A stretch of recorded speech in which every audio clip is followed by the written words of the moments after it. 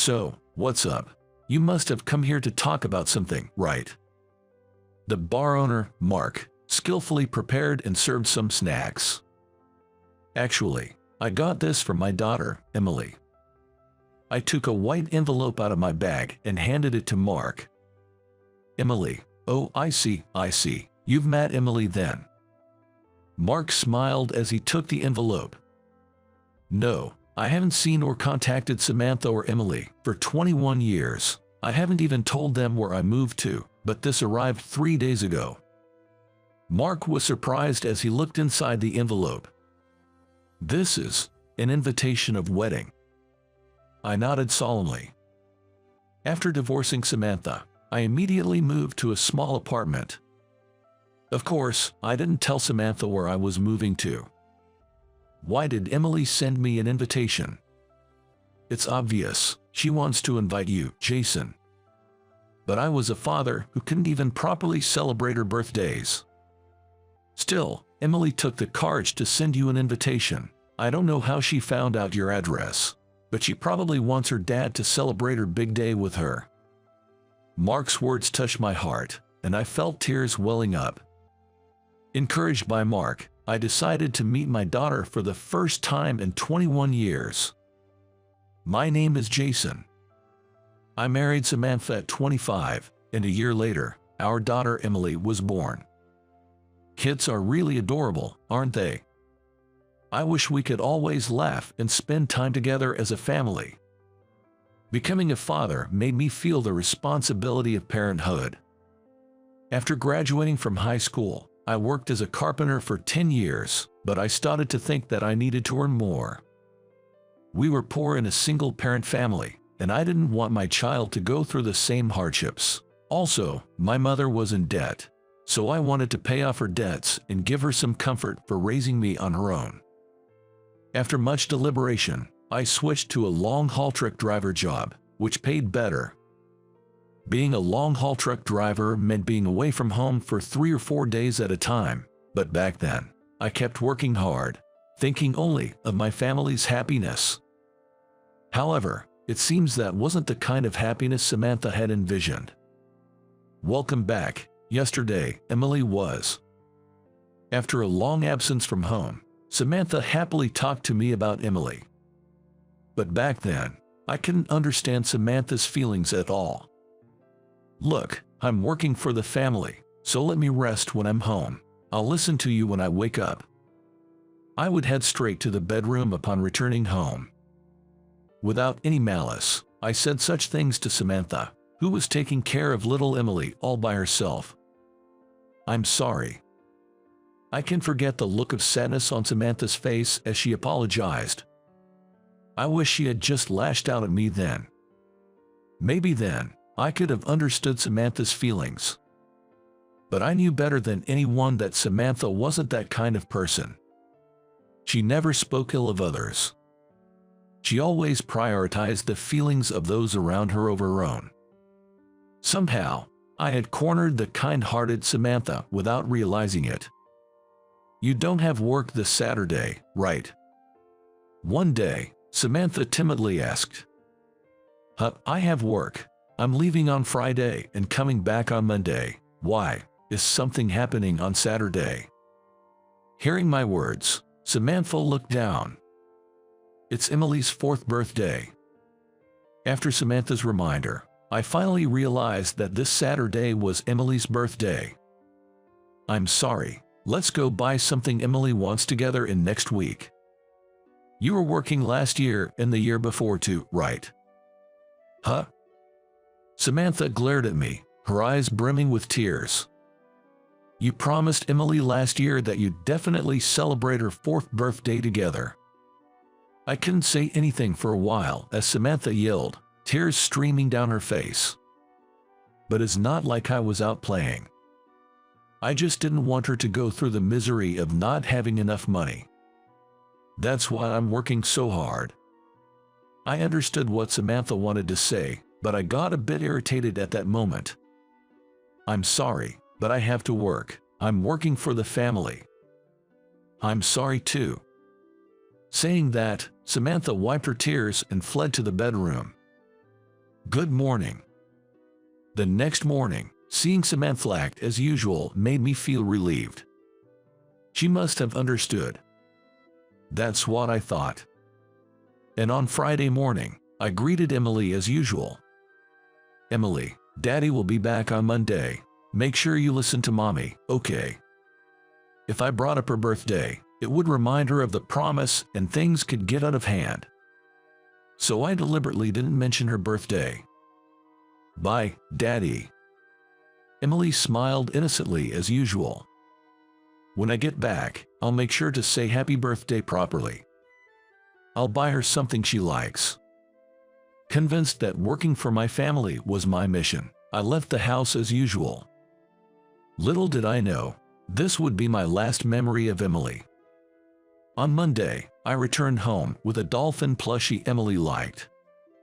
I bought it impulsively at a souvenir shop on the highway. I'm home. Shocked by the empty, dark interior, I was stunned. Samantha and Emily, along with their belongings, were all gone. In their place was a divorce paper and a note on the table. I've lost the meaning of being a family with you. I will raise Emily by myself. The note mentioned that Samantha's parents were furious and insisted I never visit their home.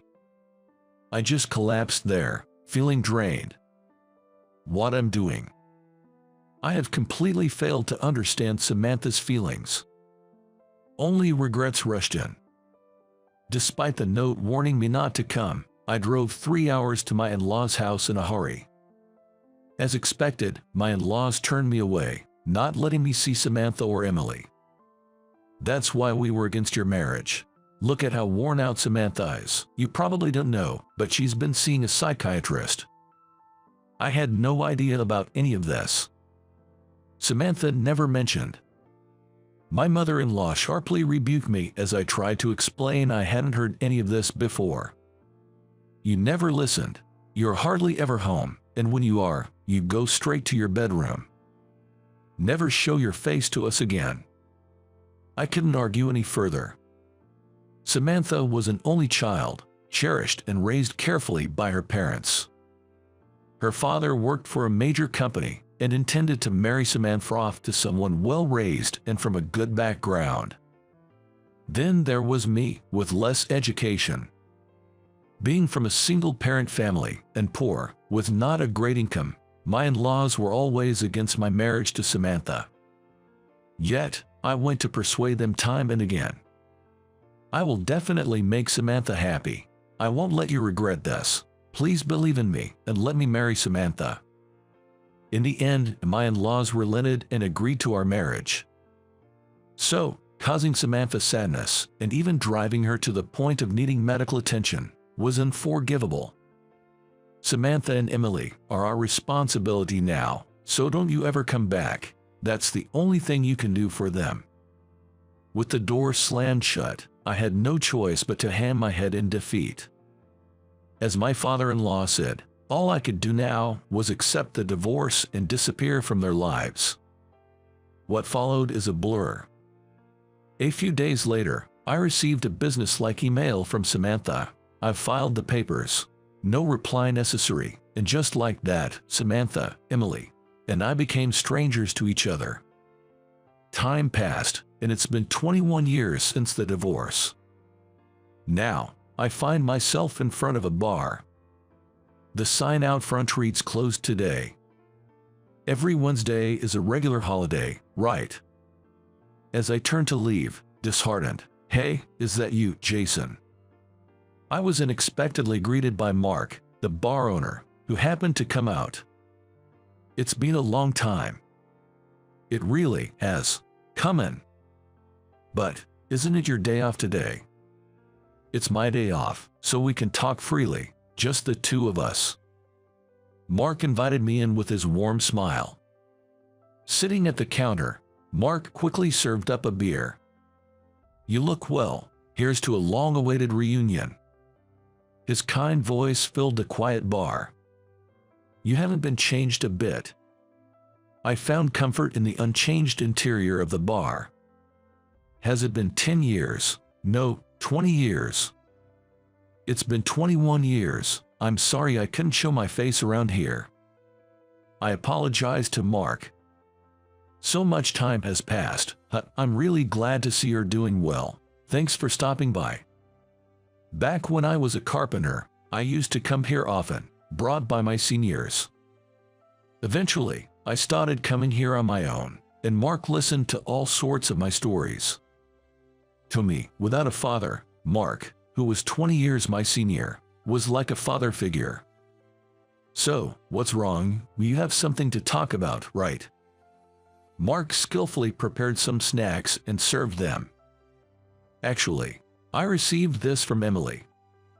I took out a white envelope from my bag and handed it to Mark. Emily, oh, I see. You've met Emily then.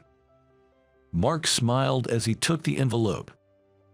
No, I haven't seen or been in touch with Samantha or Emily in 21 years. I didn't even tell them my new address, but this arrived 3 days ago. Mark was surprised as he looked inside the envelope. Is this a wedding invitation? I nodded in affirmation. After the divorce, I immediately moved to a small apartment. Of course, I didn't tell Samantha my new address. I had no desire to work, shocked as I was, but I pushed myself to keep going until I had paid off my mother's debts. I managed to pay off the debt in 5 years. With the debt repaid, I thought about switching to a job that was easier on my body, but I felt that no company would want someone with low education like me, so I ended up continuing my job as a long-haul truck driver. How do you think why Emily sent me an invitation? It's obvious, she wants to invite you, Jason. But I was such a father who couldn't even properly celebrate her birthdays. If I show up at the wedding, Samantha and her parents will surely be furious. I suppose Samantha, being kind, she wouldn't speak ill of me to Emily. Emily was too young back then to understand my shortcomings. Even if Emily doesn't think poorly of me and might even want to see me, I believe that Samantha and her parents still haven't forgiven me. But Emily mustered up the courage to send you an invitation, Jason. I don't know how she found your address, but she probably wants her dad to celebrate her big day with her, I'm sure. Mark's words deeply resonated with me, and I felt tears welling up. By the way, Jason, do you have a new family now? Mark asked hesitantly. No way. My mother passed away 6 months ago, and I'm truly alone now. Being alone is lonely, but the only ones I love are Samantha and Emily. I believe living in a way that doesn't embarrass them is the least I can do to atone for my sins. My mother had often encouraged me to remarry. She must have been terribly worried about me being alone after she was gone. But I stubbornly refused. I couldn't fathom walking for life with anyone other than Samantha and Emily. Jason, you've been head over heels for Samantha since the day you met her. Mark reminisced with a nostalgic smile. I met Samantha right here in this bar. It was when I was 24. As usual, I came here with my seniors. That day, there happened to be a group of smartly dressed people sitting at the next table. Among them, Samantha was laughing modestly. She's cute, I thought, but given how she was dressed, she seemed to be from a different world than mine. That was my first impression of Samantha. At that time, I didn't pay special attention and just enjoyed my drinks with the seniors. However, maybe because I drank on an empty stomach that day, I got drunk quickly. Laughing foolishly, I accidentally knocked over a beer bottle, spilling it everywhere. Samantha, when I spilled that beer, she immediately handed me a wet towel from the next table. I felt a pang in my heart, remembering that first encounter after so long. Jason, you fell for her instantly. It was obvious to anyone watching. I felt embarrassed when Mark pointed it out, but it was true. Samantha, kind-hearted, immediately helped out with the mishap at the neighboring table. Are you okay? Drinking too much isn't good for you. Samantha looked at me, a stranger, with concern. I was smitten. I'm sorry, thank you. I'll make sure this never happens again. Sobriety hit me instantly, and Samantha laughed seeing my solemn face. Yes, please take care of yourself, for your own sake and your family's. For myself and my family's. What a beautiful soul she must be. That single sentence from Samantha made me fall for her hopelessly. Since then, I started visiting the bar alone, hoping to run into Samantha again. I even consulted with Mark and had him secretly inform me when Samantha visited the bar. This way, I orchestrated chance meetings and gradually closed the distance between us. I was upfront with Samantha from the start. Of course, I wanted to date Samantha, but I felt we were from different worlds, so I wanted her to reject me quickly if it wasn't going to work out. However, Samantha didn't seem to mind that I was a high school graduate, a carpenter, or from a single-parent family. On the contrary, she respected me genuinely, saying, "You've been independent since a young age, being a 6-year senior in the workforce at our age, and you care so much for your mother, which is admirable." My affection for the pure-hearted Samantha grew even more, and I eventually confessed to her.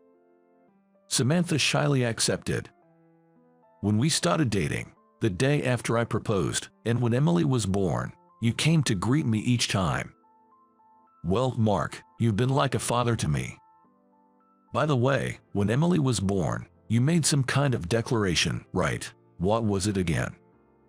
Silently, I pulled out a bank statement from my bag, unfolded it, and showed it to Mark. "Oh, that's right. This is from you, Jason." Mark's eyes widened in surprise, and I silently nodded in response. Mark let out a long sigh and looked at me with a gentle gaze. "Jason, it seems you've already made your decision. Go and share your feelings properly. God has given you this chance to meet, so take it." Mark sat next to me, putting his arm around my shoulders. Continuing, he said, "I've always thought of you like a son, Jason. So, I want you to be happy.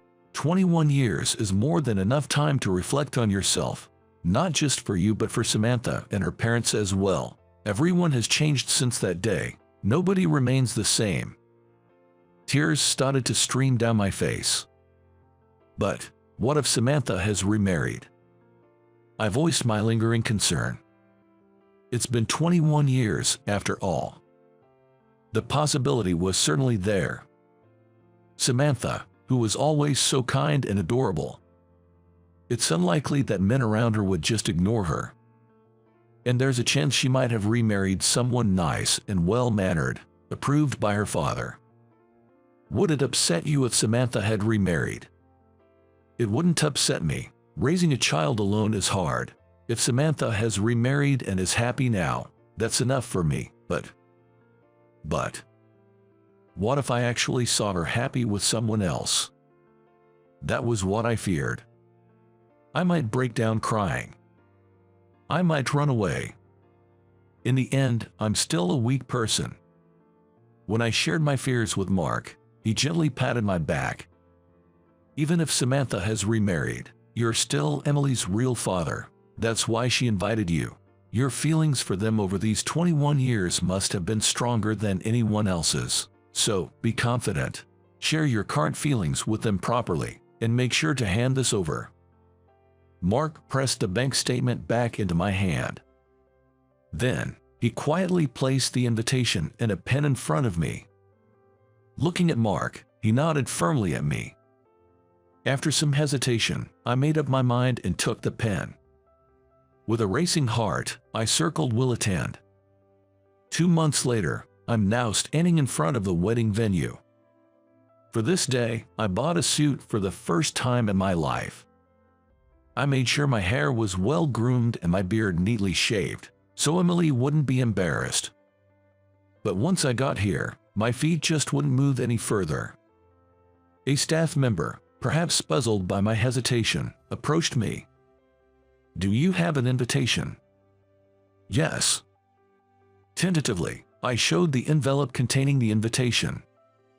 The staff member looked at my name written on the envelope, widened their eyes for a moment, then smiled. "Congratulations on this special day. Emily has told us about you. Please, follow me." Following the staff member, I was led to the bride and groom's waiting room. "Emily asked us to bring you here. Please, come in." "Who are on the other side of this door?" My heart was pounding so hard I thought it might leap out of my chest, but prompted by the staff, I knocked on the door. "Come in, please." I braced myself and opened the door. Emily, thank you for inviting me today." I started to speak the words I had been contemplating for so long, but midway, I choked up and couldn't continue. Emily, now 25, looked just like Samantha did back then. And Emily, clad in her bridal gown, looked so beautiful, like a goddess. I've hardly spent any time with Emily.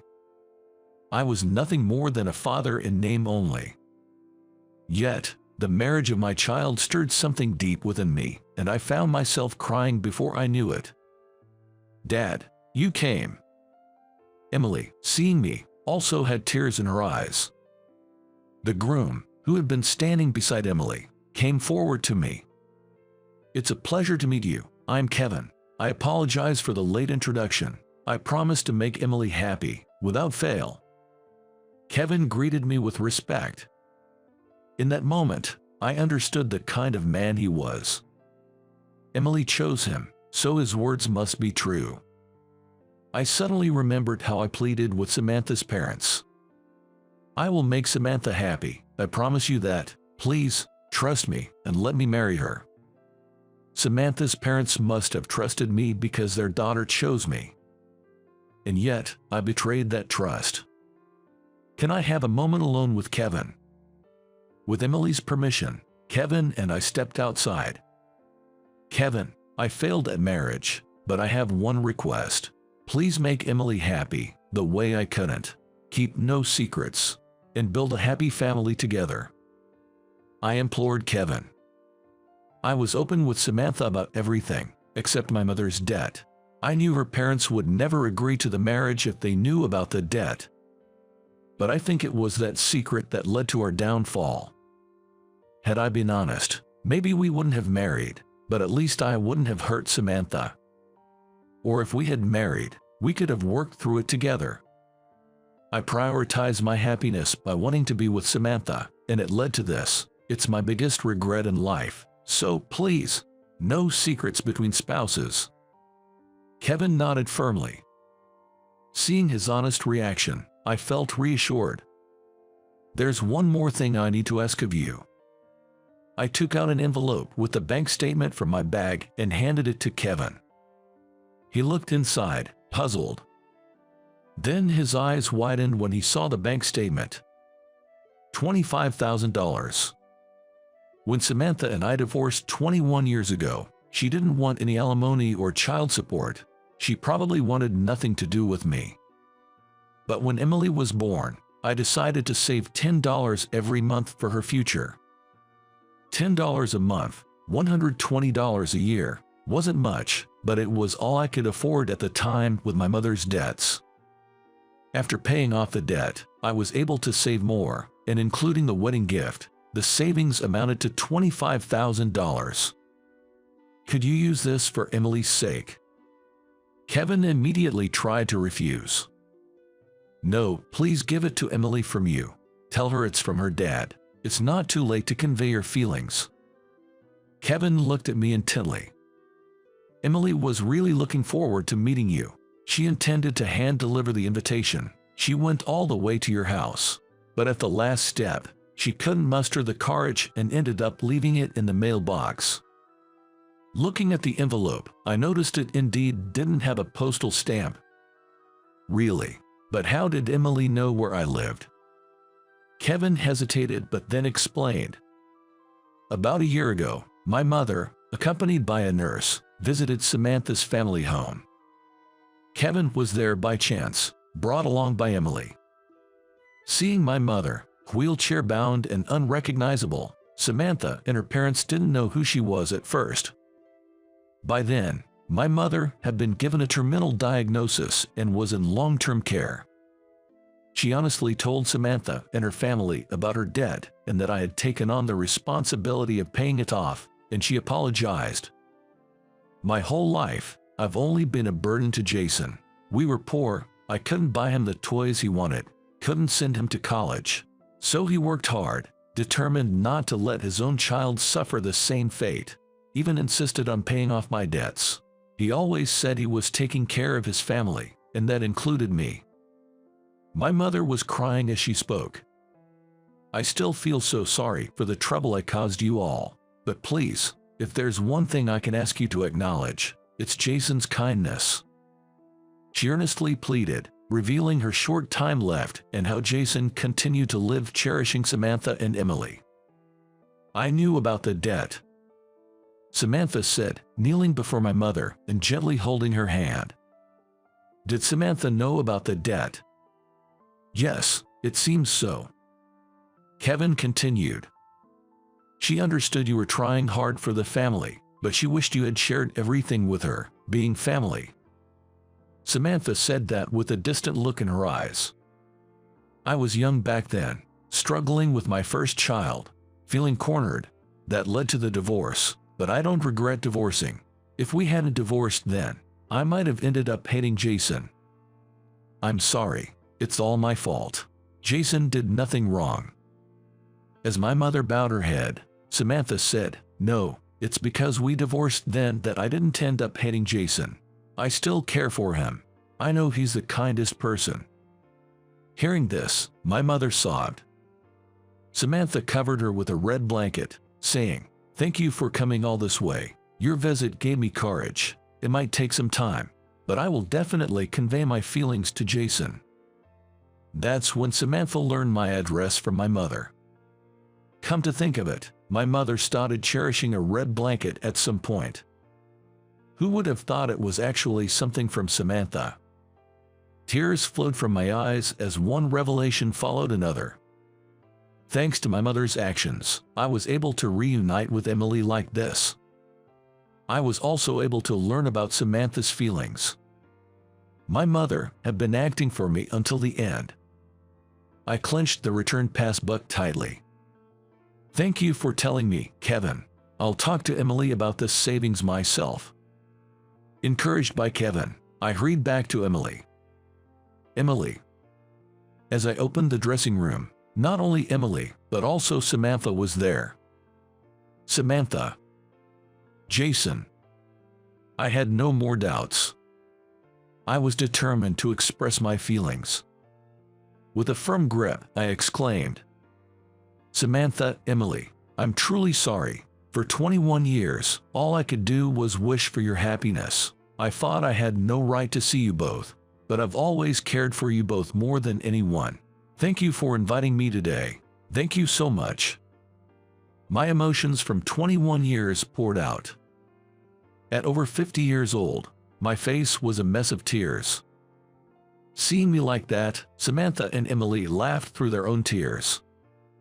Jason, you haven't changed. You cried openly like this when I accepted your proposal too. Really, Dad, you're such a crybaby. Listening to their banter, I could sense Emily's growth. Have you been well? Yeah. Not drinking too much? Not at all. Are you cooking for yourself? Mostly store-bought food, but I cook my breakfast every morning. That hasn't changed from before. Samantha and I looked at each other and laughed. We felt the bitter sweetness of the times before we were married. You two seem to be getting along well. Emily made fun of us. You didn't remarry, did you? I tentatively asked Samantha. Remarry? Samantha and Emily exchanged looks and burst into laughter.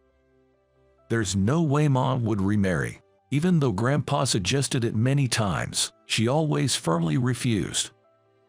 Samantha chuckled softly. For Mom, Dad has always been the most important. Samantha's face turned bright red. Then, somewhat embarrassed, she responded. Yes, well, that's true. I thought about contacting Jason so many times, but I hesitated, thinking what if Jason had a new family? The idea of Mary marrying is absurd. Samantha and Emily have always been most important to me. As we shared our feelings, I moved closer and hugged them tightly. Thank you for coming, Dad. It's a new start from here. A new start. Come on, get changed. Emily pointed to a morning coat prepared for me. Be there as my father, properly. But I haven't really done anything father-like. You've always cared for me more than anyone. That's something only a parent can do. Come on, we don't have much time. Urged by Emily, I proceeded to change. Then, I noticed the bank statement in my hand. Congratulations on your marriage, Emily. Please accept my feelings. As I spoke of the savings, tears welled up in Emily's eyes. The savings that had been accumulated month by month for 25 years. You really have always cared for Emily more than anyone. Samantha was also in tears. Thank you, Dad. I'll use it wisely for the family. Relieved that they accepted it, I felt truly at ease. This was the first time I did something father-like for Emily. I felt a newfound confidence in myself. The wedding proceeded as planned. Having a proper conversation with Samantha's parents, this day brought significant changes to my life. And a week later, here I am, standing in front of Mark's bar. Beside me are Samantha, Emily, and Kevin. Mark, the bar owner, is like a father to me. I always make sure to greet him at every important moment. With that, I energetically opened the bar's door. Welcome. Mark warmly smiled upon seeing us four. Mark, I remarry Samantha. Mark's eyes widened in surprise for a moment. Is that so? Congratulations, and congratulations to you too, Emily and Kevin. Yes, that's wonderful. I'm so happy for all of you to be happy. Mark was moved to tears with joy. We all exchanged smiles. Yes, we're very happy now. This time, we'll spend our days happily as a family. If you crawl and lick up that drop cake, I'll help you out. Otherwise, a nerd and a pauper like you should just leave. At the reunion, someone who has been teasing me for being a nerd since middle school blurted this out. The room fell silent, and all eyes turned to me. He had dragged other classmates into harassing me since middle school, and now, even after inviting me to the reunion, this was how he treated me. I've endured enough. I'm at my breaking point. I won't hold back any longer. I'll ensure he can never face our classmates again. My name is Tyler. I'm not antisocial, but I'm not particularly keen on mingling or interacting with a lot of people. I'm more inclined towards being an introvert. Since my childhood, I've always preferred playing alone at home. Influenced by my dad, who frequently watched F1 races on TV, I remember always playing with toy cars. Tyler, you have a lot of toys here. Maybe you should try some of the new ones. No, thanks. I'm fine with my cars. Or maybe, since I'm off today, we could go to the park. I'm in the middle of a race right now. I can't go. You've been playing with the same car since this morning. Tyler, you really focus on one thing at a time, don't you? By the time I reached the upper grades of elementary school, while other kids were obsessed with their gaming consoles, I was deeply engrossed in playing games on the computer my parents had bought for me. Dad, you should use the shortcut keys like this, and then. Well, that's amazing. You're way better with the computer than I am. I'm really proud of you. Then came middle school. While everyone else was joining clubs, I preferred to focus on my computer work at home, so I didn't join any clubs. In school, there weren't other kids who played with computers, and since everyone was part of some club, I only had occasional conversations but no close friends. In stark contrast was Alex, a classmate who was handsome, a top student, and the star of the football team. From the beginning, his good looks and charismatic personality captured everyone's attention. It caused quite a stir when the most beautiful girl in our grade gave him a love letter. I never thought I'd have any interaction with him, but then, something happened one day. That day, our class was scheduled to do programming in our IT class. While my classmates were struggling, I breezed through the tasks assigned to us. Then, one of my classmates peeked at my computer screen. From there, things escalated quickly. Classmates started gathering around me, one by one. They all wanted me to teach them programming. I was astonished. To be relied upon by everyone, when I had been isolated, was a new experience for me. I enthusiastically taught them programming. Everyone was pleased, saying my explanations were easy to understand. Hearing "Tyler, you're amazing" from them was genuinely satisfying, and I felt good about being involved with computers. However, not everyone was pleased with this development. It's the popular guy, Alex. "What's up? What's getting you all excited?" "Well, I was just teaching everyone some programming." "Wow, Tyler's computer screen is insane. You're always doing this stuff instead of joining any clubs. Total nerd vibes. Don't you all agree that Tyler here is a creepy nerd?" He said this to everyone in the class. Maybe because Alex was laughing as if it were all just a joke, everyone started teasing me in a joking manner, saying, "Yeah, you're such a nerd." He went further, saying, "Don't bother with this nerd. Let's go over there." Following that incident, the distance between me and my classmates, who weren't that close to begin with, grew even further. I thought I gained some confidence when everyone recognized my computer skills, but in the end I ended up all alone. Maybe I'm just the worthless nerd Alex says I am. "Hey, why are you looking so down?" When I was feeling downcast and being avoided by everyone, the popular girl in the class, Sarah, surprisingly spoke to me. When Sarah talked to me, the classmates buzzed with surprise. "Isn't it bad to talk to Tyler?" someone whispered from somewhere. But Sarah glared at the classmates, who looked at me coldly, with a resolute expression. "What? Following the loudest voice is just lame. I don't want to do that." From that day, Sarah and I started talking a lot. Sarah, always reaching out to me, who was isolated from the rest. "You have plenty of friends. You don't need to bother talking to me." "What are you saying? I genuinely think you're amazing, Tyler. That's why I'm talking to you." "Me, amazing?" "Jer, being able to program in middle school is amazing in itself, and I respect you, Tyler, for polishing your skills without being swayed by those around you." "Thank you. In the future, you should definitely pursue a career where you can utilize your computer skills." "Yeah, thanks to you, Sarah. I feel good about loving computers. I'll aim to be a programmer." "That's great. I'll support you, Tyler. Remember, be confident. You're amazing." Since then, I've been passionately working on programming every day, mastering programming languages to the point where I could create an original RPG game. Not to boast, but my skills as a programmer have become quite remarkable.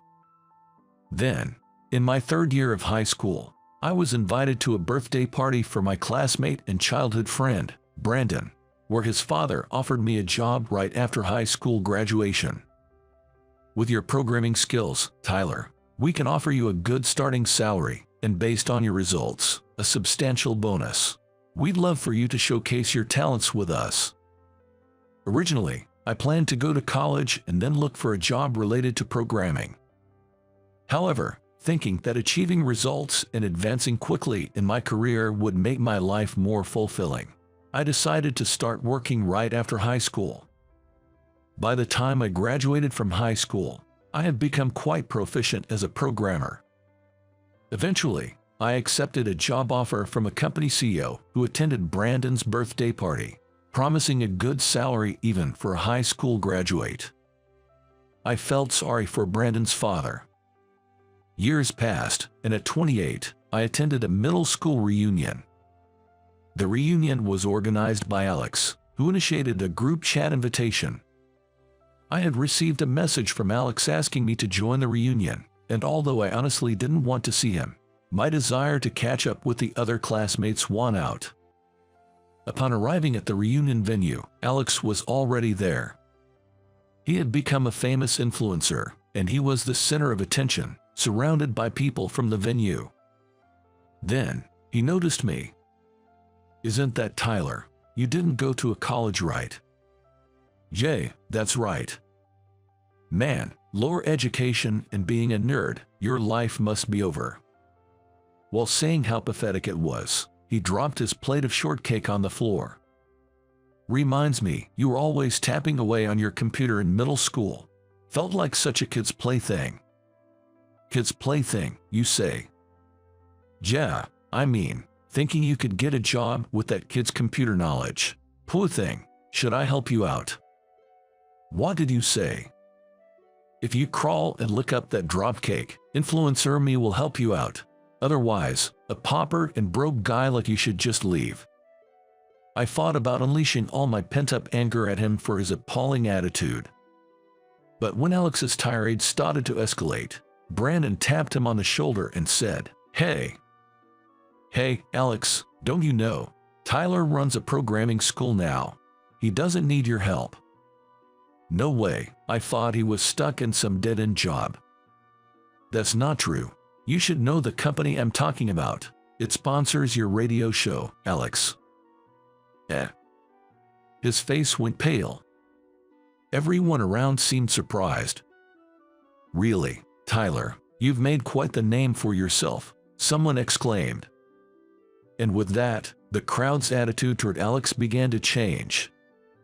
Whispers circulated the venue. "All these years, Alex targeted Tyler. But isn't it pretty lame to still be calling him a lower education and a nerd at this age?" Amidst this shift, Alex, sweating profusely, tried to cling to me for support. "Wait a minute, it was all just a joke, a mere joke, right, Tyler? We're friends, you understand, right?" Alex tried desperately to brush it off, but the atmosphere had turned decidedly cold. I shrugged off his outstretched hand. "Alex, you've always needed to be the center of attention, haven't you? Jealous of the attention I got during that computer class in middle school.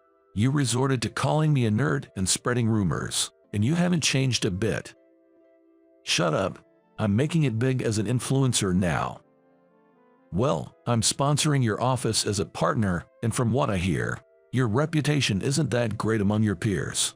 Known as the troublemaker with no teamwork skills." "That can't be true. Stop looking at me like that, all of you. Screw this, you don't get it, I'm out of here." Unable to bear the atmosphere, Alex left the venue as if fleeing. After the commotion, it was Sarah who approached me. "It's been a while." Feeling somewhat embarrassed, I hesitantly responded. She had moved overseas to her parents' job after middle school graduation. Though we occasionally exchanged updates via email, she was busy adjusting to her new life, and I was preoccupied with my first job and starting my own business, making this our first real conversation in a long time. "You are back from Singapore, then?" It didn't feel real until we met in person. "Yes, my parents are still abroad, but I wanted to see you." "What, really?" "You were so confident earlier, it was impressive." "Thanks, but it's a bit late to say this, but thanks for encouraging me to pursue programming. Your support helped me gain confidence." "You're the one who worked hard, Tyler. No need to thank me." "To me, your support meant everything. I've always been passionate about my interests, often to the trouble of my parents. So your encouragement was truly appreciated. I simply wanted to support you genuinely. Your dedication to programming was admirable." We spent the time at the venue sharing our experiences and reminiscing about middle school days. "Actually, I've liked you for a long time." She widened her eyes in surprise for a moment, then smiled warmly. "Thank you, I like you too." And so, we started dating. I had no intention of withdrawing my sponsorship from Alex's radio show. However, a recording of Alex's remarks at the reunion was leaked by someone present, leading to strong opposition from shareholders, forcing me to step down as a sponsor. This incident spread across internet news, and Alex's popularity as an influencer plummeted. Later, he visited my company. "Tyler, I'm truly sorry for everything. This incident made me realize how painful it is to be bad-mouthed. Alex, I've had an eye-opener after the backlash. I've been selfish all along, constantly jeopardizing the trust others placed in me. It might be too late, but I'm reflecting on my actions." He apologized deeply. Feeling uncomfortable, I said, "Please, stop," but he continued speaking. "I've been jealous of you since middle school. You never cared about what others thought and just focused on what you loved. I could never do that," Alex said, truly apologetic. I gave him a light pat on the shoulder. "Alex, I can see you've reflected on your actions. That's enough for me. I forgive you. I'm sorry too that this whole situation blew up. Tyler, I'll try to convince the shareholders and see if we can reinstate the sponsorship. Thank you. I'm really sorry. From now on, I'll cherish my fans and everyone around me more." Before Alex came to apologize, I had a phone call with Brandon, who shared something surprising about Alex's past. His mom has been frail for a long time, and they need a large sum for her major surgery in the future. That's why he tried so hard to become famous and earn money, even if it meant being at the center of attention. Sure, he went overboard and stepped on others in the process. I realized that he wasn't trying to bring me down. He was desperate for his mother's sake.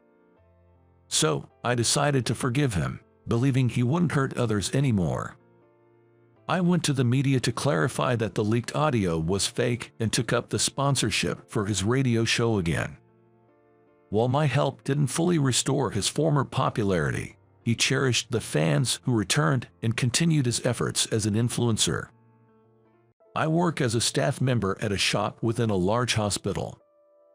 I had no particular complaints about my job and was generally satisfied. One night, while I was walking inside the hospital for some errands, I encountered a commotion. It seemed a hospitalized child had started suffering. I saw a new female doctor struggling with a difficult intubation. Her hands were shaking, and she couldn't perform the procedure calmly. Judging the situation, I took the tube from her. "Let me try. I can do this." As she watched, astonished, I successfully completed the procedure, leading to an unexpected turn of events. My name is John. I'm a 35-year-old ordinary guy you could find anywhere in the country. I work as a staff member at a shop. Even though it's a shop, it's different from a supermarket or a convenience store. It's a shop located inside a hospital in New York. It's quite a large hospital, frequented by outpatients and those accompanying inpatients. Not only patients, but doctors and nurses from the same hospital also visit the shop. In the early mornings and just before closing time, it's not unusual for the shop to be crowded with people in white coats. $10, please. During lunchtime, a senior nurse came to buy her lunch. She picked up a sandwich, a bottle of tea, and a small pastry. She seems to have a sweet tooth, a bit of a struggle for someone in the medical profession.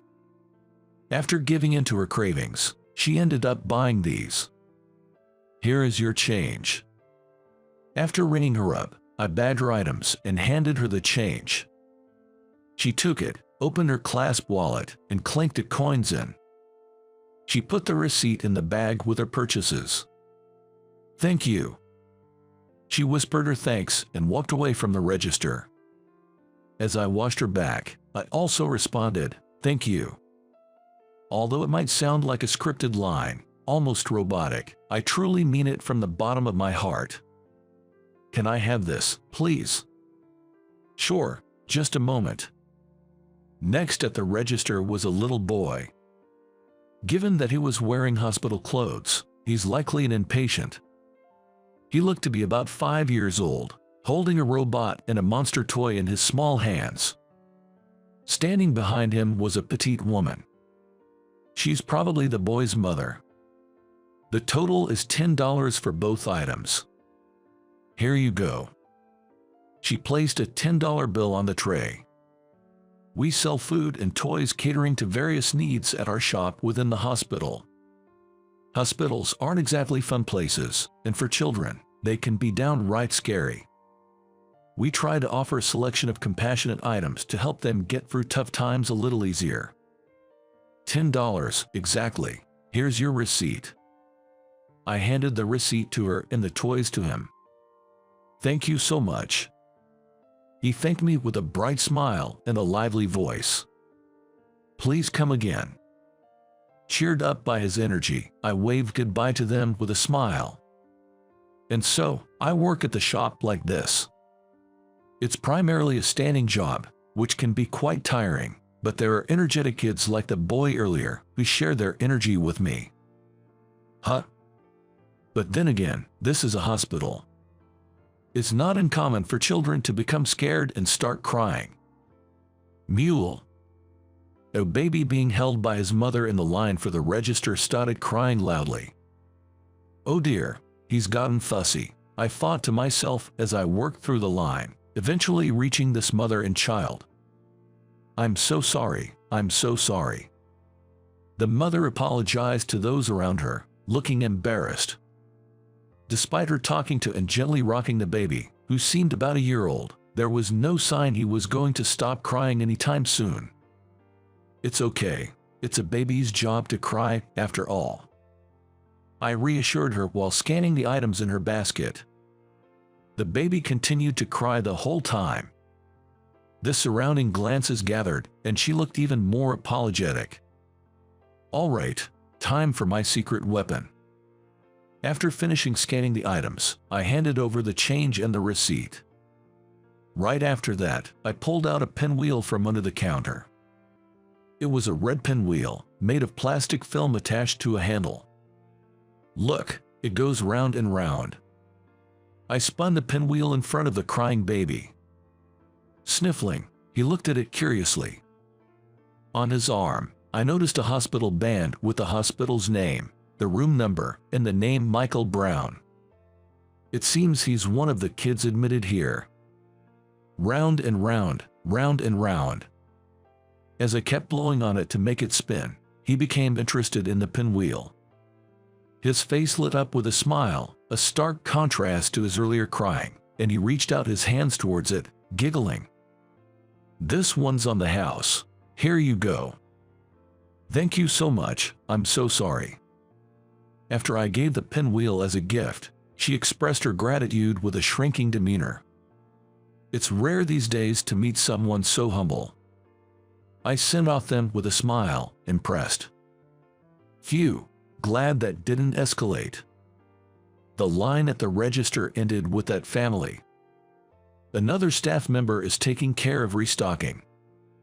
It looks like I can take a breather for now. Just then, a woman rushed up to me. I thought she wanted to pay, but she didn't seem to be holding any items. That was amazing. He stopped crying so quickly. She's a doctor from this hospital. Wearing a blue scrub topped with a white coat, she had a red name tag hanging around her neck.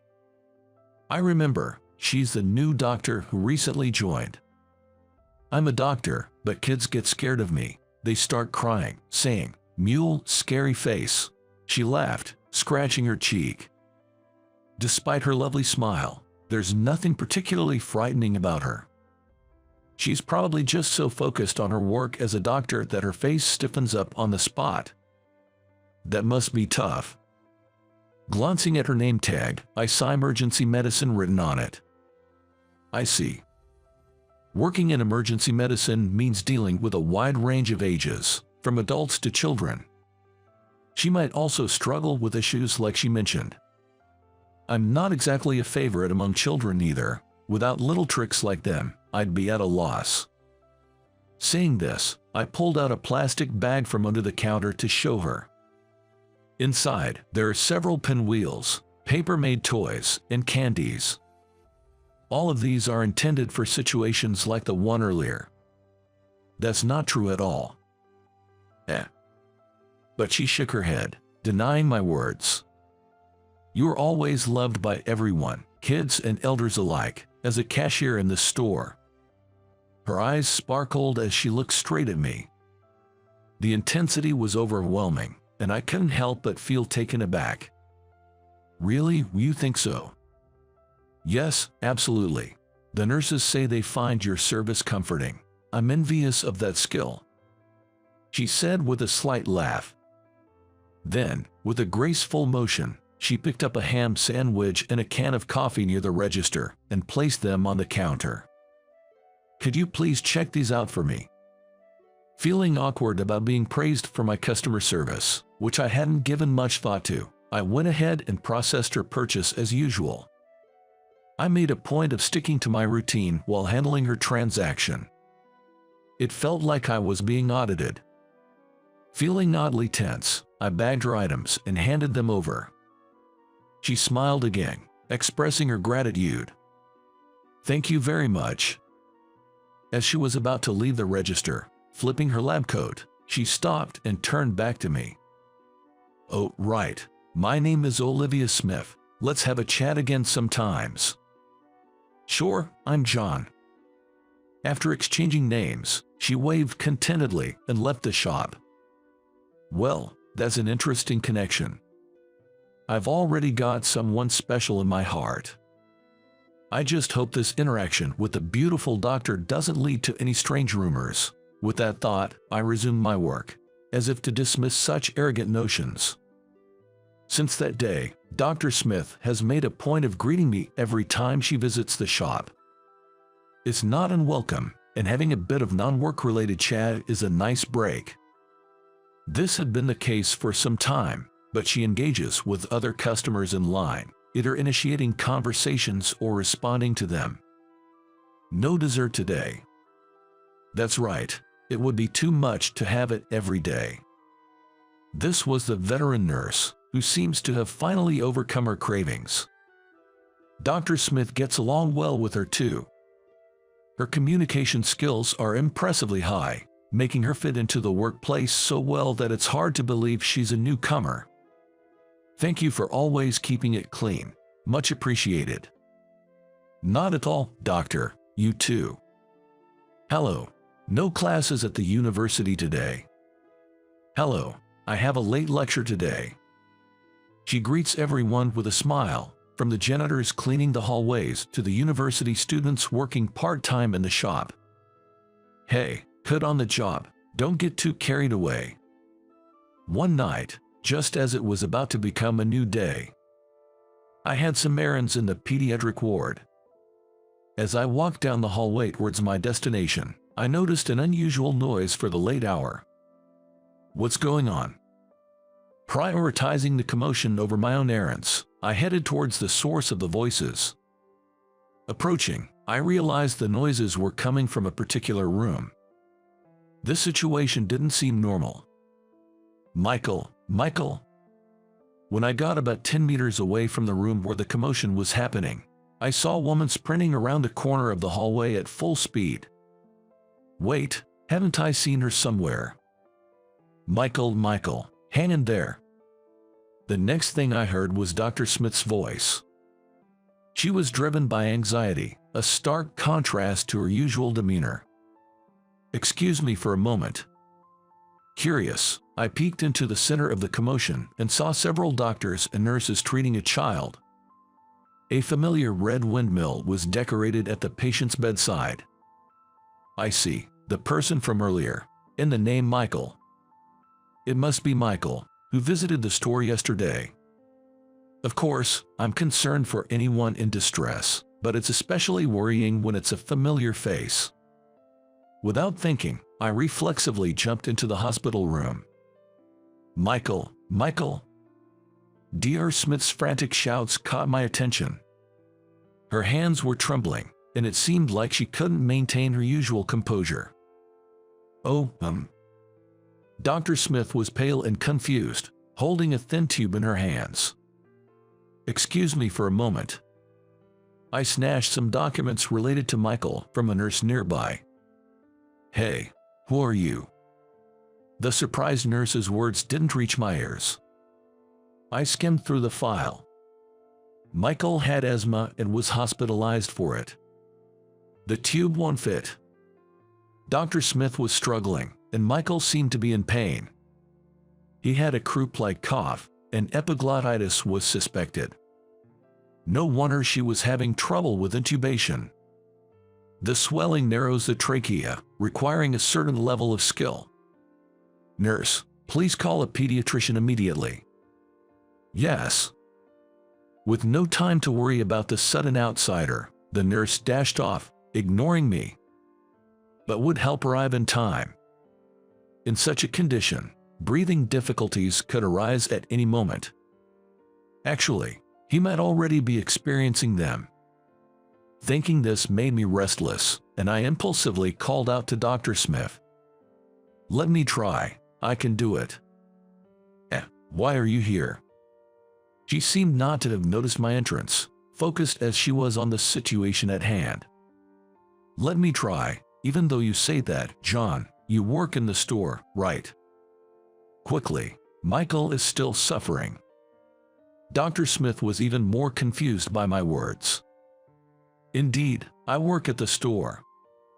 Well, no wonder she's confused. I have a medical license. I almost forcibly took the tube from Dr. Smith, who stood there frozen.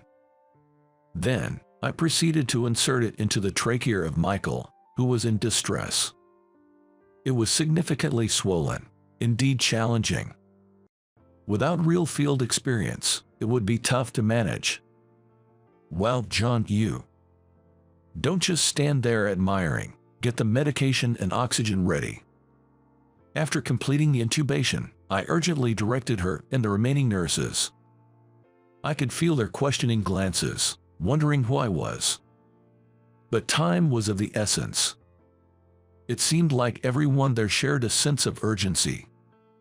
A little while later, his condition seemed to have improved slightly. The peak of his distress had passed, and his coughing was gradually subsiding. Just then, the nurse who had dashed out earlier burst back in. Dr. Wilson, over here. Oh. The pediatrician, Dr. Wilson, who entered the room with her, widened his eyes when he saw me. It also seemed like he gave a slight smile at the same time. I'll take over from here. He stood by Michael's side and quickly assessed the situation. Then he continued speaking to me. Thank you, John. His treatment continued. As an experienced doctor, his skills were evident. Each action was quick yet precise, and his instructions to the nurses were clear. Let's leave the rest to him. Yes. Encouraging a stunned Dr. Smith, we both left the room. I leaned against the wall in the hallway, waiting for her to calm down. Though I intended to wait, she spoke sooner than I expected. Really, how pathetic I am. Tears welled up in her eyes, and her voice trembled. Intubation in that state is difficult. It's understandable for a novice doctor with little experience not to manage it. It's about gaining experience from situations like this and improving. No matter how much you study and train to become a doctor, the actual field can differ significantly from the ideal. I too have felt this starkly in the past. John, but I couldn't do anything for him as he suffered. That's what frustrates me. The tears that had been welling up fell. Every doctor has their specialty. Even Dr. Wilson, an expert in pediatrics, would probably find neurosurgery challenging, and I doubt he can perform heart transplants. So don't beat yourself up. It's about finding your strengths going forward. I intended to comfort her with these words, but she was still crying. That might be true, but it's still frustrating. I can't always make children smile, nor can I save the suffering ones.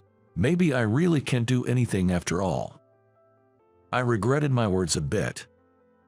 In situations like this, what's needed isn't advice.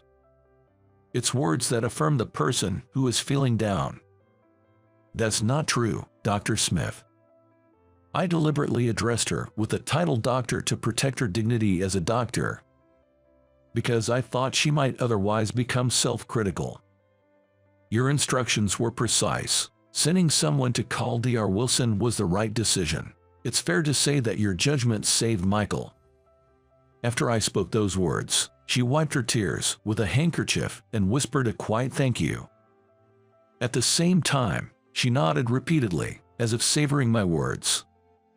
Then she asked me a question. John, you were actually a doctor, right? A life-saving one at that, to perform such a difficult procedure flawlessly.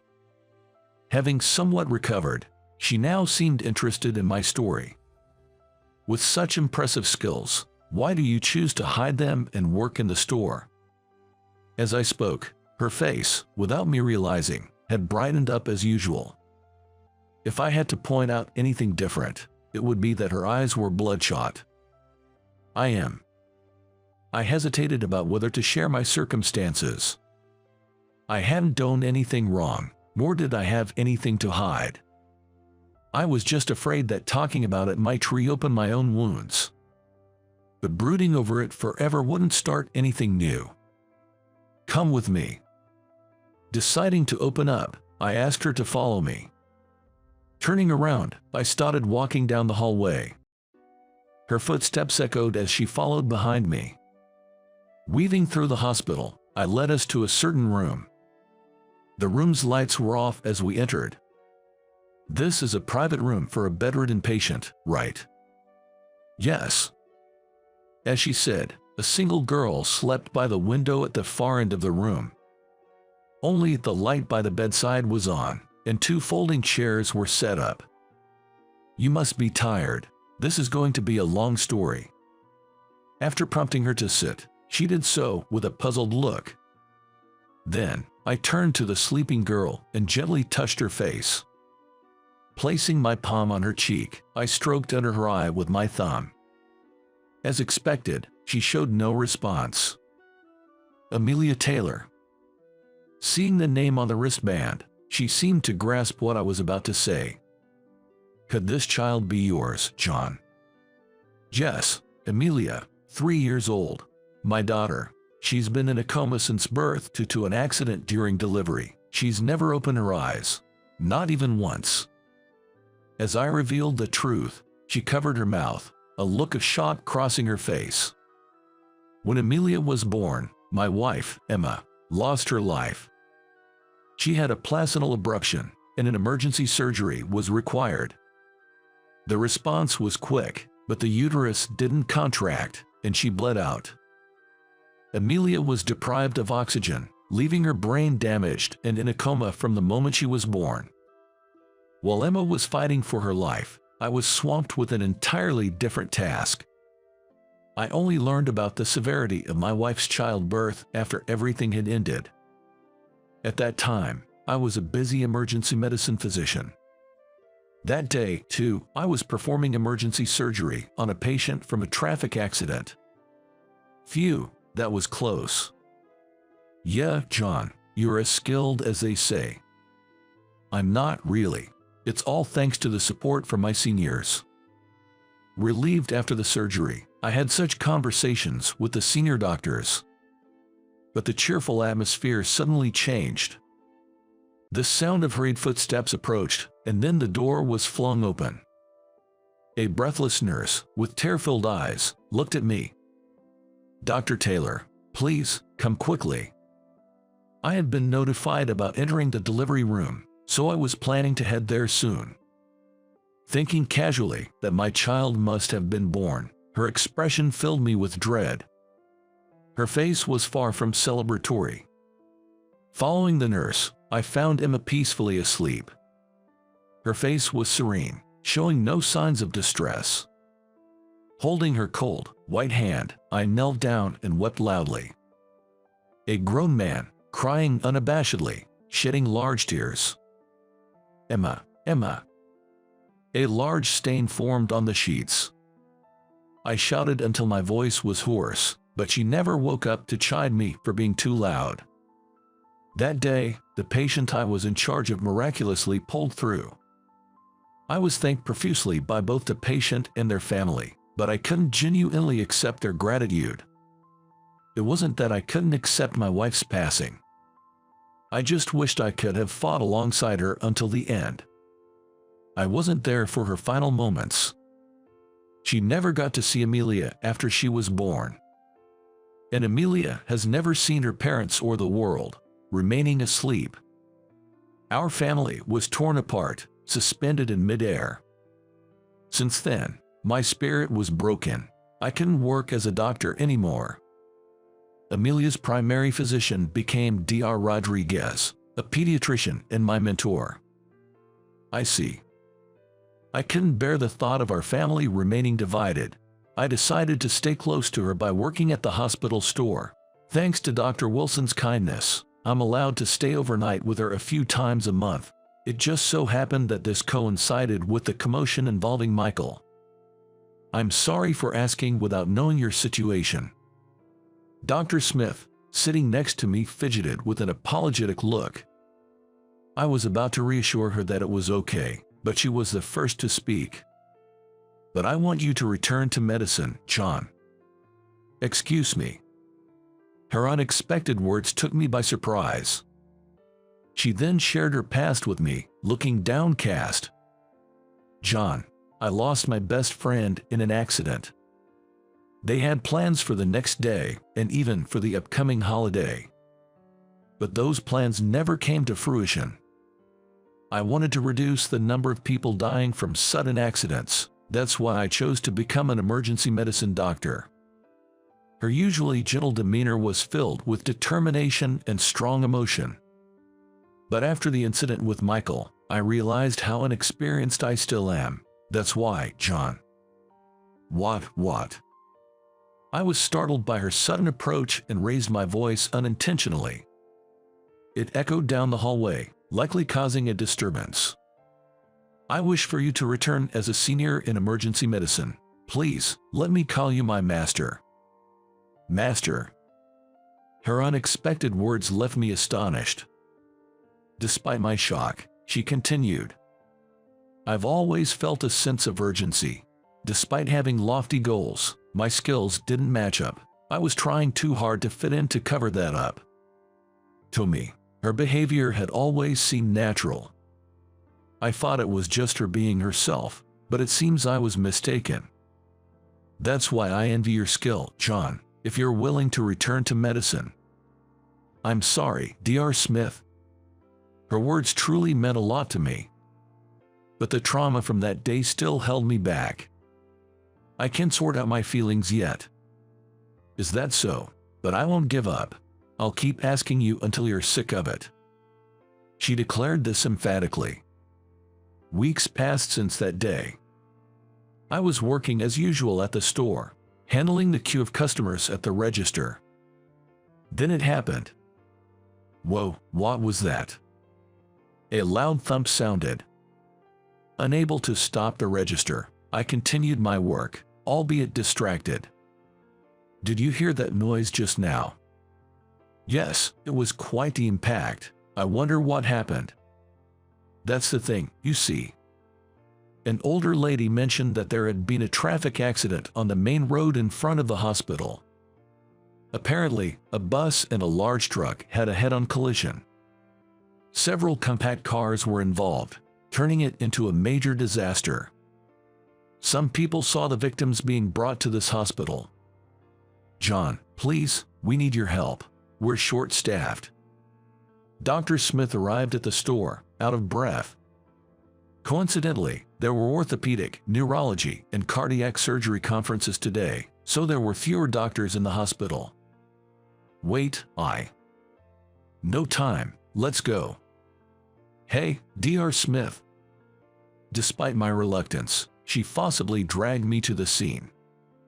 Just then, a college student working part-time arrived. Hey, take over the register, please.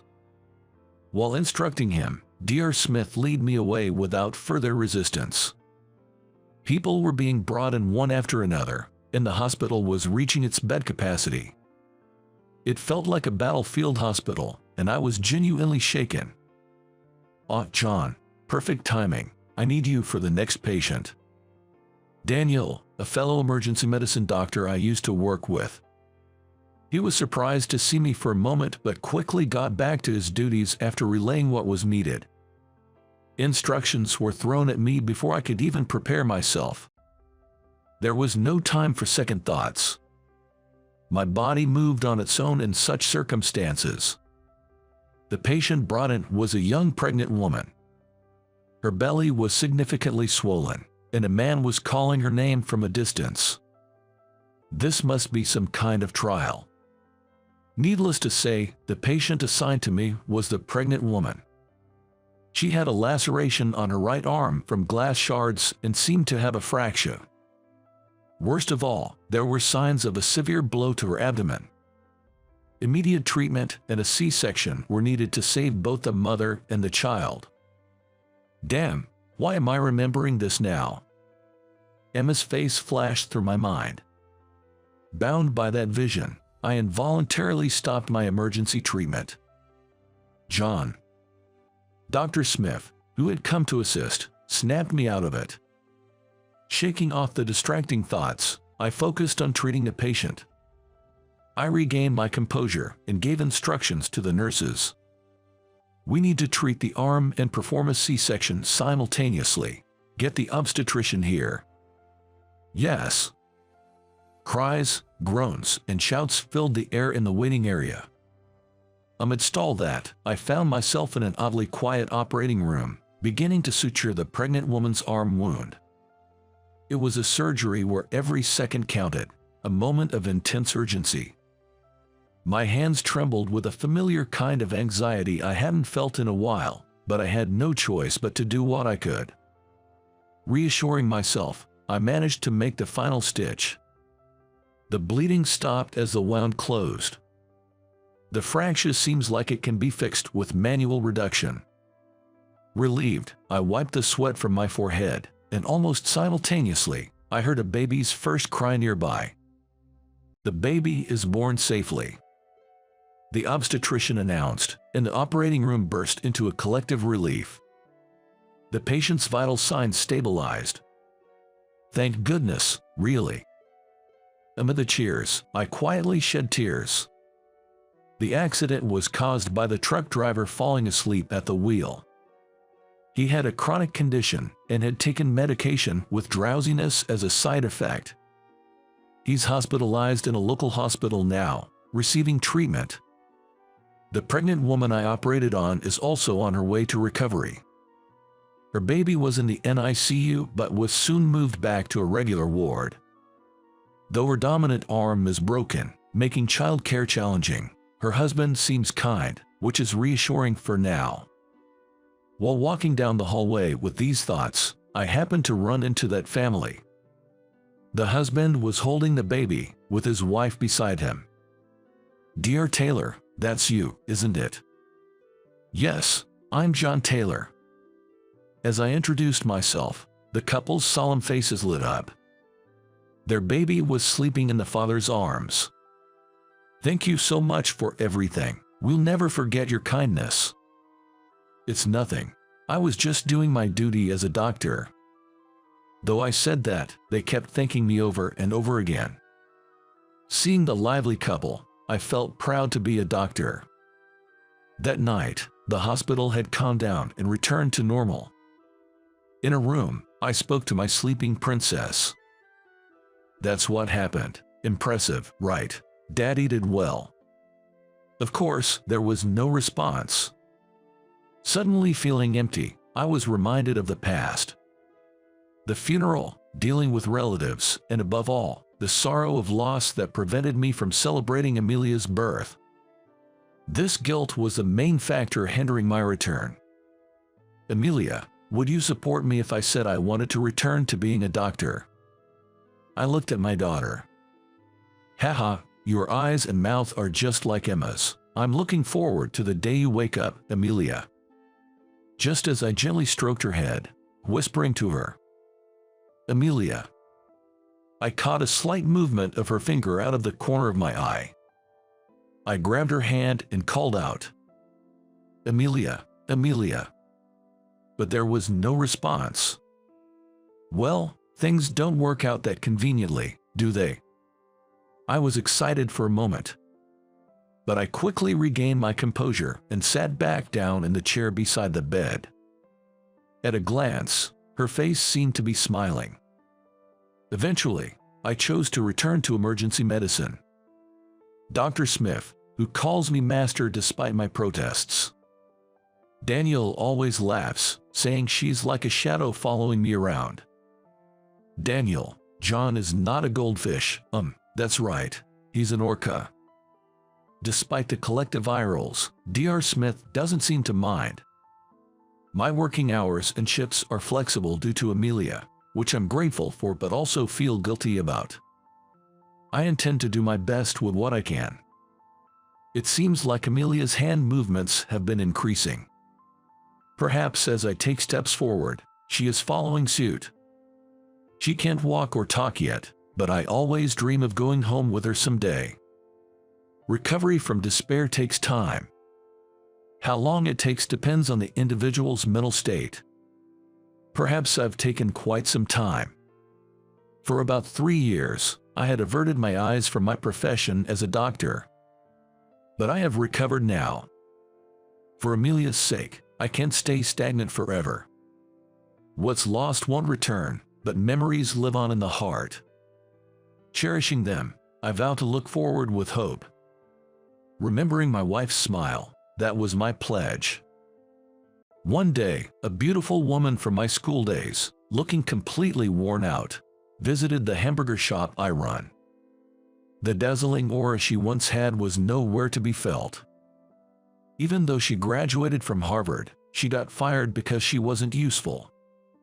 It seemed she had her own set of challenges to deal with.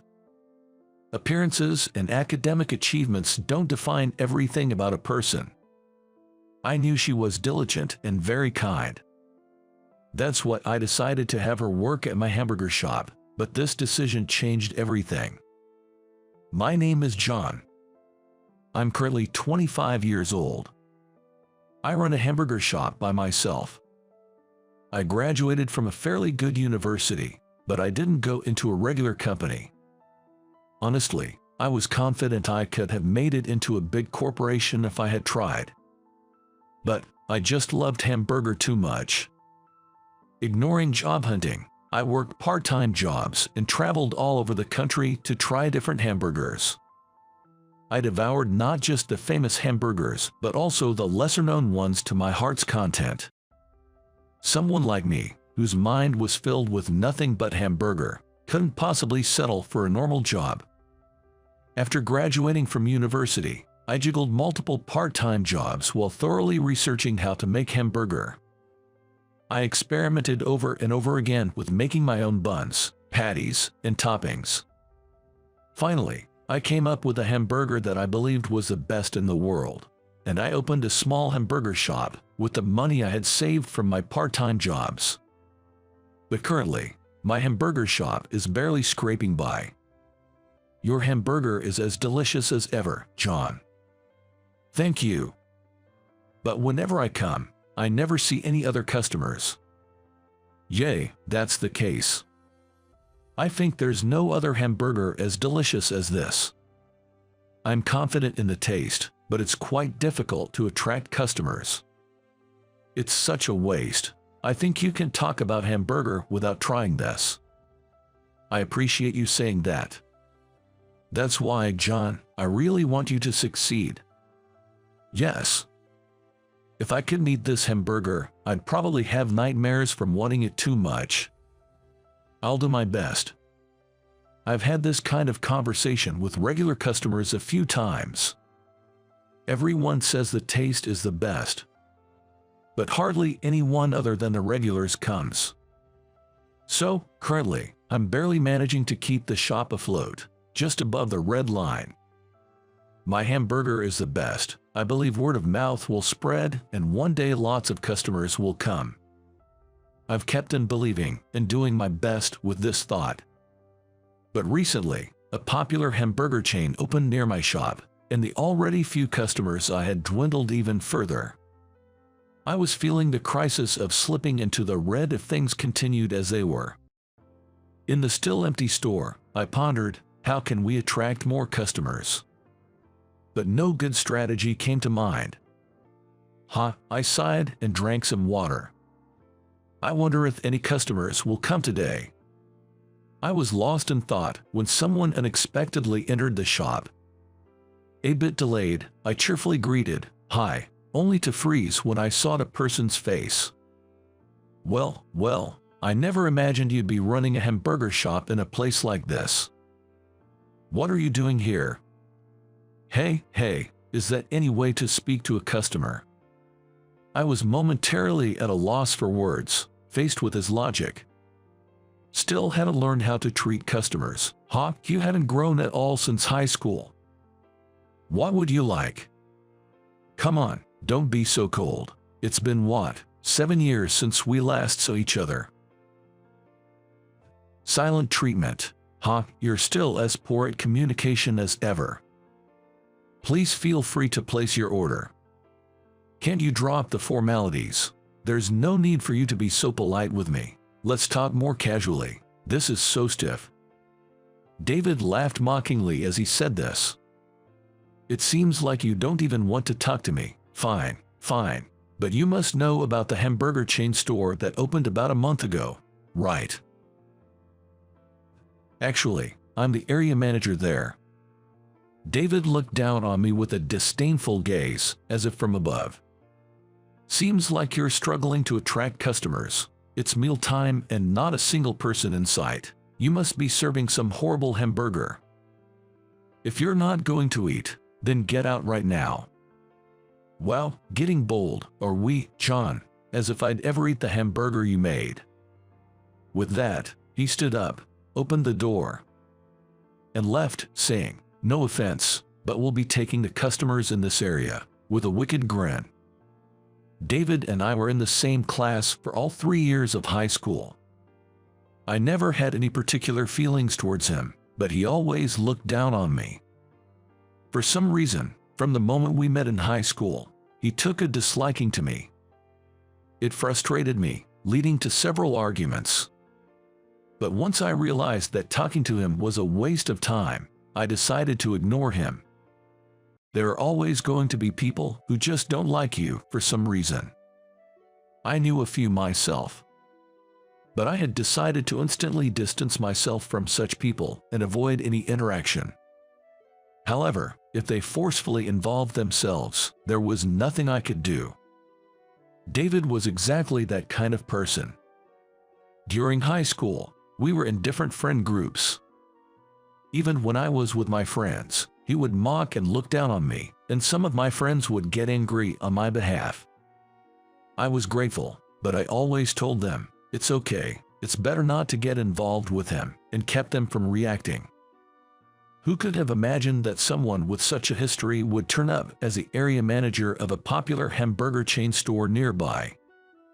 And his parting words, "We'll be taking the customers in this area," became a reality. It was as if he opened the store near mine just to harass me. It felt like a siege, with several of his stores encircling mine. Each of these stores offered hamburger in different styles and flavors and managed to secure a decent number of regular customers. My shop was pushed even further into a tight corner. It was clear that he had opened these stores with the intention of putting mine out of business. Even after opening my own shop, I've continued to research and improve my hamburger every day. I'm confident that the quality of my hamburger has indeed improved. But without customers coming to the store, there was no one to taste my hamburger. I kept struggling, desperately trying to figure out how to survive. Every day, all I thought about was my hamburger shop. I didn't think about anything else, just hamburger. But gradually, the same thoughts began to swirl around in my head, and I hit a wall. It felt like I was suffocating. For a while, I tried to keep going, but I reached a point where I couldn't anymore. If I keep thinking about hamburger all the time, I'll go crazy. With that thought, I decided to go out into the city for the first time in a long while. Being cooped up in my hamburger shop, thinking only about hamburger, it never even occurred to me to wander around the city. As I walked through the streets, my gloomy mood seemed to lighten. Seeing people walking around happily made me want to have them try my hamburger. I was just aimlessly walking around the city, but I felt like I regained some energy. And then, I headed straight back to my hamburger shop, determined to make even more delicious hamburger to attract people. That's when I ran into someone I never expected to see. A beautiful classmate from high school, Emily. Could it be, Emily? Huh, Sean? What happened? You look like you just ran away from home. Oh no, after all this time and I show up looking like a mess. No, I didn't mean it like that. But it's been since high school since we last saw each other, right? What a failure. It's fine, don't worry about it. Even if you don't mind, I do. Okay, let's put that aside for now. What brings you to the city? Lately, things haven't been going well, and before I knew it, I was here. You ended up here without realizing. Something's been bothering you. A lot has been happening, yes. Otherwise, I wouldn't step outside looking like this. Indeed, the Emily I knew had an image of being beautiful and fashionable. Though I'm not one to talk about fashion sense, it honestly felt like she had suddenly come to the city in clothes she had worn at home for years. Yet, her beauty was still intact. It's true that you normally wouldn't go out dressed like that. Right. Even you saying I look like I ran away from home made me realize. You must have been really stressed out. Yes, and it's still ongoing. I see, that sounds tough. Exactly, right in the middle of tough times. Now that you mention it, you do look a bit pale. Are you eating properly? I might not be eating much, I just don't feel like it. You do look a bit thin. I don't think it's appropriate to say that to a woman. Sorry, but you should eat, otherwise you'll definitely collapse. I know I should eat, but sometimes I just forget. Emily, do you have time after this? Are you trying to hit on me at a time like this? No, actually, I'm running a hamburger shop nearby. I thought maybe you could try my hamburger. Wow, John, you're working at a hamburger shop. I run it by myself. By yourself? You mean you're the owner? That's amazing. Not really amazing, but I'm very confident in the taste. I feel like I've finally got an appetite. Please let me try it. Then let's go. It's just around the corner from here. Hamburger, huh? It's been a while since I've had any. Do you like hamburger? Yeah, but it's high in calories, right? So I felt guilty eating it and only had it occasionally, but I love it. Good to hear. I'm a bit worried if it'll meet your taste though. If you made it, it'll be fine. I hope so. Walking side by side with her, we headed toward the store, chatting along the way. As we talked, she seemed to gradually look better. My heart felt lighter as we strolled through the city, and even more so as I talked with her. And I thought, she is still so beautiful and charming. Since graduating from high school, Emily, though a bit worn out, had become even more beautiful in her adulthood. I treasured the lucky chance to converse with her as we arrived at my shop. Wow, this is your place, huh? She looked around the shop curiously. Hello, how can I help you? Don't you sound a bit listless? Is that how you greet customers too? Welcome, how can I help you? There you go. You can do it when you try, though I guess I'm one to talk, feeling down myself. My hamburger might cheer you up a bit. Take a seat here and wait. Okay. After seating her at the counter, I made the hamburger with even more care than usual. hoping that Emily would feel a bit better despite feeling down. When I served the hamburger, she said, "It looks really delicious." She then took a slurp of the hamburger. I was confident in the taste, but unsure how she would find it, making me a bit nervous. What if she didn't like it? But she seemed to really enjoy it. Just as I thought, the hamburger you make is delicious. I'm glad. That's a relief. I feel like I've had a proper meal for the first time in a while. It's given me a bit of energy. If it's made Emily feel better, then it was worth making. While she ate, I debated whether to ask why she was feeling down. But after she finished, I felt I should ask. "Can I ask you something a bit personal?" "Sure, what is it?" "Why are you feeling down?" That's very direct. I figured I'd end up asking anyway, so might as well get straight to the point. That makes sense. If you don't want to talk about it, that's okay. I actually resigned from my job. What? But didn't you get into Harvard? You were the only one in our year, I remember. You're smart and capable. What happened? I was working at a design company, but I didn't get along with my boss and we argued a lot. Sounds like a common story. Right, it's something that happens in any company. But it's not common to resign because of it. I never thought I'd resign either, but being told I'm useless despite being from Harvard really hurt. Sounds like your boss just didn't like you personally. That might be true. After all, I was practically forced to resign over something I don't even recall doing. That's awful.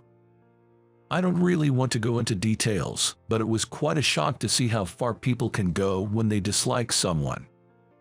I couldn't help but think of David, the area manager of the popular hamburger chain. I kind of understand how you feel. I've had my own experiences. That's why, after resigning, I've found it hard to move forward. It's understandable that it would become a trauma.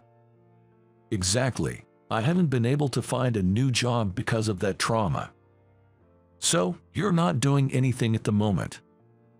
I want to job hunt, but the thought of being dismissed as useless despite being from Harvard again makes my feet freeze. I thought her dejection was understandable. Being labeled as useless would shock anyone. I'd probably feel the same. Hearing her story, I racked my brain for any helpful advice I could offer. But having never job hunted or been employed myself, the best I could offer was mental support. Then, an idea struck me. "Emily, how about working here at my shop?" She seemed surprised. "At this hamburger shop?" "Yeah, if you're okay with it." "I appreciate the offer, but right now, you are hurt, and stepping into an unfamiliar place full of strangers might be daunting." "That's true. But here, it's just me. I would never say anything like your previous boss. I know you wouldn't say anything terrible. I think working at my shop could be a form of rehabilitation. Just don't expect a big salary." "Are you sure? It sounds like a great offer to me." "Absolutely. If you're up for it, let's work together." She smiled and nodded, saying yes in response to me. "Thank you. I'm really happy." "You're welcome. If I'm going to work here, I want to be useful." "What's the situation with the shop?" "Truthfully, it's not great. We're barely getting by with just the regulars. The other customers have all gone to the chain stores." "Really?" Upon saying that, her face took on a contemplative expression. It was as if I could almost hear the gears turning in her head. She suggested that investigating the rival chain stores might be a good first step. I knew that each chain store had been successful by offering hamburger in different styles to customers. However, I've never actually set foot inside the store. I had been considering going, but decided against it after the area manager, David, visited my shop. "I think it's probably best if I don't go with you. Would you mind going on your own?" "Ah, I see. It'd be awkward if the rival store recognized you, right? Something like that. Then, I'll go have a look now. I was genuinely surprised. Having just finished a hamburger, it's incredible to think about heading straight into a rival store right after. It was hard to believe she was struggling with job hunting. Maybe it's because of the hamburger you made for me. I feel energized and can't sit still. But aren't you full? There's no need to rush. It's fine. I haven't had a proper meal in a while, so I still have some room left. That sounds like it's been more than just a while. All right, I'll hear the rest later. I'm off then. Watching her brisk departure, I was left in astonishment. Her actions in the days that followed were impressive. In just a few days, she had visited all the chain stores in the area and pinpointed their characteristics. I could never match her efficiency. I think the taste here definitely wins. I'm not trying to put down the chain stores, but my hamburger is unique to this place. I'm absolutely confident in its uniqueness. That's definitely an advantage we should push. What about their menu? Since they're chain stores, it's natural they have a common menu, but each shop had a wide variety, and the dishes all looked appealing. I've been focused on perfecting a single taste, so I haven't thought much about diversifying the menu. I think that's fine. They have their strength in a diverse menu, but we should focus on excelling in one thing. I feel like we're differentiating ourselves in that respect. Right, what you've been doing isn't wrong. Let's aim for further improvement in taste. I do that almost every day, but being alone, I couldn't get any objective opinions. Having you here allows for that. So, we can strengthen our current hamburger together. Exactly. It's really reassuring and helpful. Let's do our best. That's the plan. Oh wait, tomorrow's the day off. So, we start the day after tomorrow. We left the shop and went our separate ways home. Having worked with Emily for only a few days, I felt incredibly happy. She was full of life and always willing to talk. Worrying about what to do with the shop by myself feels like a distant memory. Having just one person with the same goal made such a big difference in motivation. But it wasn't just about sharing the same goal. The fact that it was Emily working with me made a significant impact. Honestly, she was someone I admired in high school, and she seemed out of reach. She was the epitome of beauty and brains, and although I wanted to talk to her, I rarely found the courage. She did talk to me occasionally, but I always felt it was too presumptuous for me to initiate conversation. I never thought the connection we lost after high school would be rekindled. Life is unpredictable. I spent the day off relaxing for the first time in a while. Before reuniting with her, my mind was constantly preoccupied with hamburger, leaving me restless. I wonder when was the last time I spent a day off feeling this peaceful. It felt like such a long time since I had that thought. After the best day off, I left home 2 hours earlier than usual. I was going to teach Emily the ropes. Thinking I needed to give my all today, I turned the corner to see a crowd in front of my shop. What's going on? Had something happened? And right in front of my shop, no less. Hoping nothing dire had occurred, I headed towards my shop. At first glance, it looked like a line forming in front of my store. But it seemed unlikely that my shop would suddenly become so popular as to have a queue. Curious, I circled to the back door and entered the shop. I thought about asking someone, "What's going on?" but decided against it, fearing I might get involved in something troublesome. I had to focus on teaching Emily today, so I started preparing without further ado.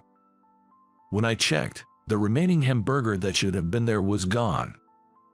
There were supposed to be a few hamburgers. Was I mistaken? Otherwise, it meant the hamburgers had somehow disappeared. As I was pondering this, Emily arrived. After greeting her, I asked, "Emily, did you do something yesterday? I thought there were some hamburgers left, but they are gone." "I didn't have time for that. You cite too, right? There are customers lined up in front of the shop." "No, I don't think they were lining up for my shop." "Don't worry, I asked them, and they said they were waiting for the opening." "I find that hard to believe." Okay, we can talk about this later. Let's finish the preparations first." "Right, if they really are lining up for us, today's going to be incredibly busy." See. Following Emily's suggestion, I finished the preparations and quickly taught her the tasks in the hall.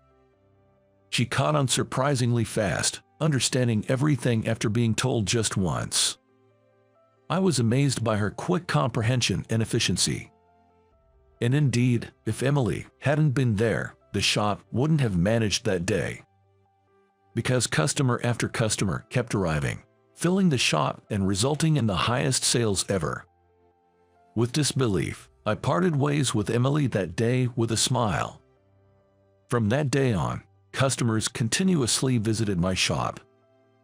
I wondered about the reason, but serving delicious hamburger to the customers was more important. We worked frantically, barely managing the overwhelming crowd. Then, one day, about a month later, the area manager David showed up. "Hey, John, what's going on?" "What do you mean what's going on? Don't shout, there are still customers here." "I don't care about your customers. How did you attract so many people? You must have slandered our chain, haven't you? Otherwise, there's no way they'd come to eat your crappy hamburger." "Don't say such baseless things. What you're doing now is exactly the kind of negative campaigning you're accusing me of." "Evidence. The fact that so many people are gathering at your shop is the evidence. What did you do? Tell me. It's because of you that our sales have plummeted." I was so frustrated with his irrational yelling that I almost hit him. "We still have customers here, you know. Are you aware that you're disturbing them while they're enjoying their meal?" That thought brought a surge of anger within me. Just when I was at my limit, Emily sharply intervened. "Don't take it out on John. Yesterday, I went around the town offering free hamburger and handing out flyers. People who thought our hamburger was better than your shop's just decided to come. So that's what happened." I understood why there were people lined up before opening, and why the hamburgers had disappeared. According to Emily, she used the design skills she honed at the design company to create flyers for our shop. She had taken hamburgers and flyers around town to promote our shop. Undoubtedly, Emily's beauty also played a significant role. There were definitely customers who came just to see her. In any case, it was all thanks to Emily. The word of mouth around town brought customers to my shop. And conversely, the customers at David's chain store decreased. "Emily, are you working here?" "Yes, it's been a while, David." I knew her as a classmate, but he was also in the same class. I don't recall them hanging out together in high school. In fact, there were probably no boys who could easily talk to her. Come on, Emily from Harvard working in this tiny, terrible hamburger place. Quit joking around. It's all thanks to Emily that we have so many customers, isn't it? A dimwit like John couldn't come up with such a plan. If you're willing, how about leaving this puny shop for our company? I can guarantee a higher salary, and with my recommendation, you could be promoted to area manager in no time. Don't be so familiar as to call me by my name without permission. I don't remember giving you that right. You used to call me by my name in high school too, but did you forget that I ignored you for that? Hey. Let me be clear, I wouldn't want to work with someone who belittles others' businesses like you do. Above all, I like John's hamburger. His face turned pale as if he had been rejected, and he left the shop with a defeated look, seemingly forgetting my presence. To see David, who was always so confident, knocked down with just one blow. as I thought to myself, "That's amazing," and turned towards Emily. She gave a bright smile. Soon after this incident, Emily expressed her gratitude to me. She thanked me for hiring her when she was at her lowest. Eating my hamburger helped her regain her strength. She confessed that she had always admired how earnestly I dedicated myself to one thing since high school. I had been hesitant to speak to Emily, but it turned out she had been just as hesitant to approach me. And so, I accepted her confession, and we started dating. As for David, who stormed into my shop, a customer reported the entire incident to his company, tarnishing its reputation. As a result, he was demoted. Stripped of his title as area manager, he now spends his days in the countryside as a regular employee, with plenty of free time on his hands. But that's no longer my concern. Currently, we are working together at the hamburger shop.